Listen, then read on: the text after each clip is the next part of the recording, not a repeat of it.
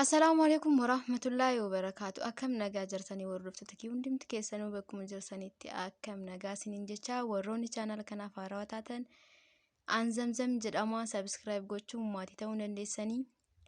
Itti aansuun viidiyoo baay'ee salphaa ta'ee fi faayidaa qabeessa ta'e tokko qabadhee isin dhufeetiin jira.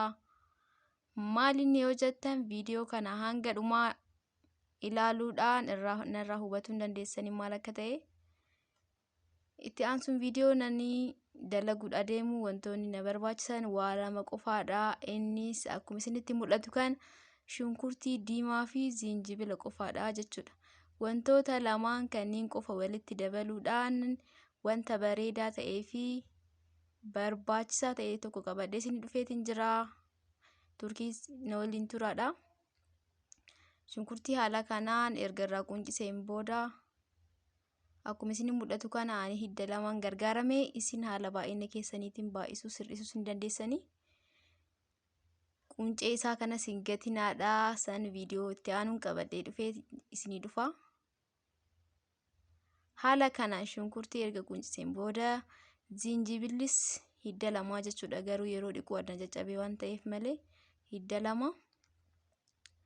Kanaaf zinjibila kanas ani ofii kiyyaa hin quncisu. Isin yoo isinitti toluu baate quncisuu hin dandeessanii. Garuu rakkoo hin qabu. Sirriitti yoo irraa dhiqxan quncisuu baattanis rakkoo hin qabu jechuudha. Haala kanaan isinitti isin hubachiisuuf jecha yoo barbaadan quncisaa, yoo barbaadan hin quncisinaatiin akkasumatti dhiqaadha. An garuu sirriitti irraa dhiqee akkasumatti quncee isaa wajjin gargaaramaa jechuudha yookaan dalagaa jechuudha. Akkuma argitan kan innis hidda lama garuummoo yeroo dhiquu adda caccabeetiin jira. Itti aansuun shunkurtaa fi zinjibila kana akka daakuuf naaf mijaa'utti addaan ni mummuraa. Hundumti keessanuu wanti lamaan kunniinuu mana keenya keessatti ni argama. Karaa biraatiin nyaata keenya soorata guyyaa guyyaan goonu keessatti shunkurtiin yeroo kamuu mana keenya keessaa hin dhabamu. Zinjibillis salphaadhaan ni argama mana keenyatti. Kanaafuu wantoota lamaan kanneen walitti dabaluudhaan wanta baay'ee salphaa ta'ee fi bareedaa ta'e tokko faayidaa qabeessa kan ta'e mana keenyatti ofii keenya qopheessinee irraa fayyadamuu dandeenya jechuudha. Kanaafuu marti keessanuu irraa fayyadamaadha. Harki keessaniin dalagadhaati. Waan kana dalageetiin jira inni fayyadamaa yeroo kamuu jijjiirama guddaa irratti argeetiin jira. Kanaaf waan ofii kiyyaa argee isiniif dalagaa jechuudha viidiyoo kanarratti. Kanaafuu marti keessanuu akka fayyadamtan abdiin qaba. Haala kanaan zinjibila kanallee addaan ni mummuraa. Erga haala kanaan isaan lamaanuu akkanatti mummureen booda dibata kanaan fayyadameetiin hojjedha jechuudha. Dibata kana amma halluu isaa argitan taanaan kunoo akkana jira. Boodarra akkam akka ta'u ni ilaaltanii. Dibanni kun dibata nyaataati. Isin yoo barbaadan kokkonaatiin hojjetuu dandeessanii, ooliiviin hojjetuu dandeetti. Kan barbaadaniin garuu bu'aa qabeessa kan taatan kana dibata kana dirqama kana osoo hin taane dibata kamuu ni ta'a garuu kan nyaataa osoo ta'ee irra filatamaadha jechuudha. Nyaata keenya yeroo dalagnu zayitiitti fayyadamnu osoo hojjannee bu'aa baay'ee irraa arganna jechuudha.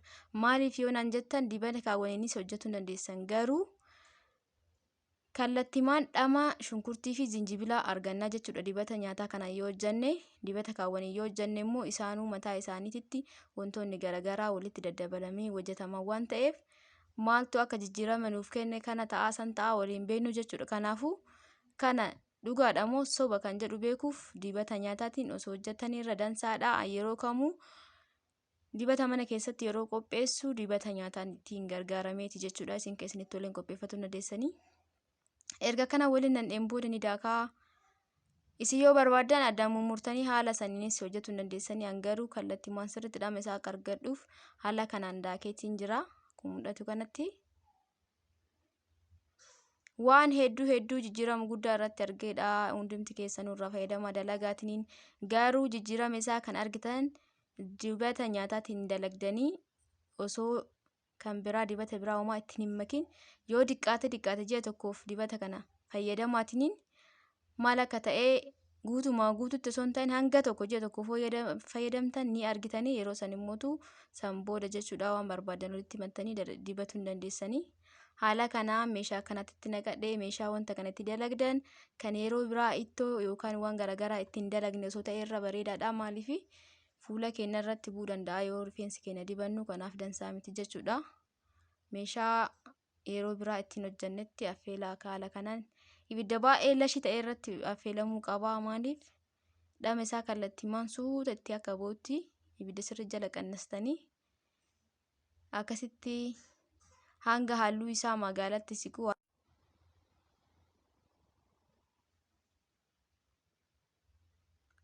akkanatti sirritti waliin dha'a.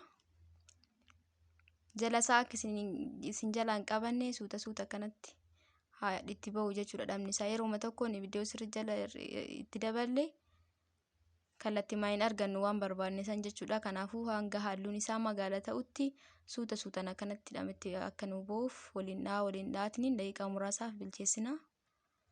Inni tuni beeksisaa halluun isaa gara magaalaa yoo siqee gahee jechuudha irraa baastanii. Akkuma isinitti mul'atu kana haala kanaan suutaan waliin gahaa.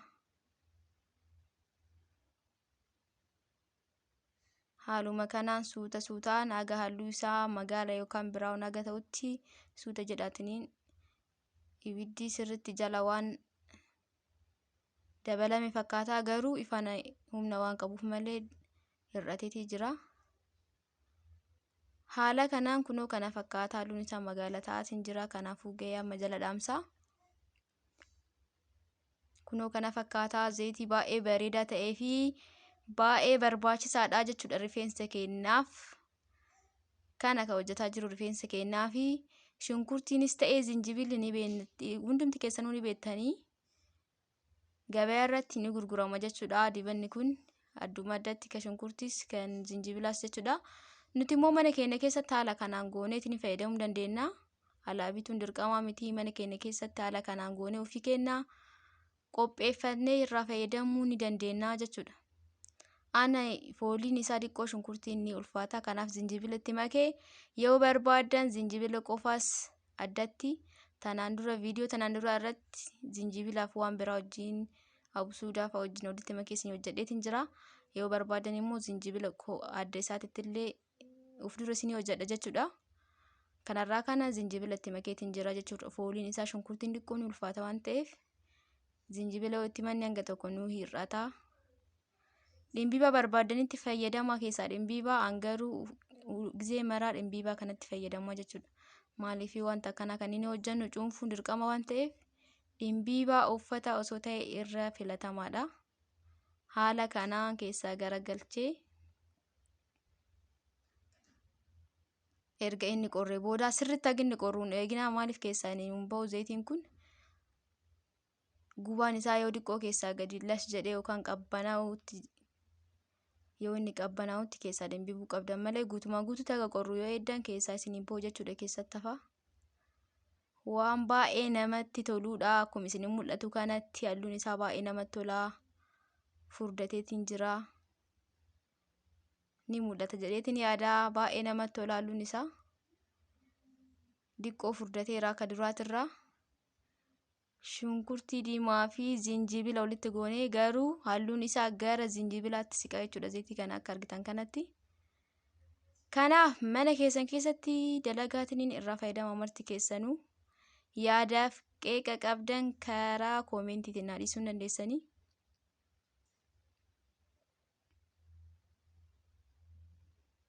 Haala kanaan sirriitti keessaa harkaa yoo sirriitti gadi cuunfitan shunkurtiin akkuma duraatitti yeroo daakuu argitan sanitti sirri bututee jira waan ta'eef wantoota adii bullaatu qaba. Kanaaf wanti suni itti ba'a jechuudha sirriitti yoo kan cuunfitan ta'e. Kanaafuu hanga kana keessaa yoo cobe gahaadha. Xiqqoo akkana gadi qaba deebisee muluma gadi yoo cuunfitan wantoonni adiin suniin itti ba'anii garuu dibanni hanga keessa jiru kunoo kanuma jechuudha. Bakka hangam akka hir'ate immoo hojumaan kan ilaallu ta'a. Meeshaa dura keessa naqe argitaniirtan jedhee yaada. Kanaafuu ammas deebisnee achi deebisna waan ta'eef hangam akka hir'ate ni argina. Ka'ee keessaa ba'e kunoo kana fakkaata. Baay'ee bullaa'aadha. Kunoo akkuma argitan kana jira.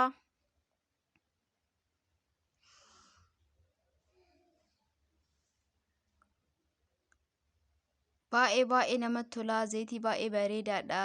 Kanaafuu waan kana qopheessanii mana keessan keessatti Rifeensa keessan erga dhiqattan booda rifeensa qulqulluu irratti dibadhaatiin hidda isaa jala susukkuumaadha jechuudha. Suuta jedhaa akka rifeensi keessan hiddi isaa jala sissi'aawutti sukkuumaa guddaa osoo hin taane suuta harka keessan waliin gaadha. Sa'aatii barbaaddanii fi akka barbaadanitti dibatuu hin dandeessanii homaa rakkoo hin qabu. Meeshaa kanatti deebisna jechuudha. Meeshaa duraatitti zeetii hangam akka afoollee isa sumaan ni argina. Ol guuteetii miti kan durallee itti naqe suutan harkaa jigee meeshaa waan akka jookititti osoo naqanii namatti tola. Isin waan isinitti tolutti naqadhaa keessa. Haala kanaan kunoo kana fakkaataa dhiqqoo hir'ateetiin jira, garuu baay'eellee miti. Duras ol hin guunne hidha bira tureeyyuu dura amma hanga tokko hir'ateetiin jira, baay'ee miti jechuudha. Tariitii sun yeroo bilchaatu ta'uu ni mala. Kana fakkaataa halluu duraa sunis haala kana jira. Baay'ee dansaadha. Kanaaf kunoo akkana jira halluun isaa. Kan duraatirraa dhiqqoo furdateetiin jira jechuudha. Akkuma isin mul'atu kanatti. Kana fakkaataa. Amma isin waan isinitti tolu itti godhatuu hin dandeessanii, hangaruu foolii isaa dhiqqoo akkanaa balleessuuf dibata biraa ittiin makuu qurunfudii yookaan qarafaa tana keessa buusaa jechuudha. Homaa rakkoon qabu kun qarafaas taanaan rifeensi keenyaaf akkasuma gogaa keenyaaf waan baay'ee bareedaadha. Kanaafuu keessa buusuun keenya rakkoo homaatu hin qabu jechuudha. Viidiyoon har'aaf qabadhee dhufe kana fakkaataa akka isinitti tolu abdiin qaba. Akkuma viidiyoon kun isin bira ga'ee laalaa walii qoodaa akkasumas subscribe gochuun dagatinaadha. Kanarraaf qabadhee dhufe kana fakkaataa. Haala kanaan keettanii achi dibatuu dandeessan jechuudha. Viidiyoo biraatiin hanga walitti deebinutti marti keessanuu bakkuma jirtanitti fayyaa naa ta'aa. Ciao ciao.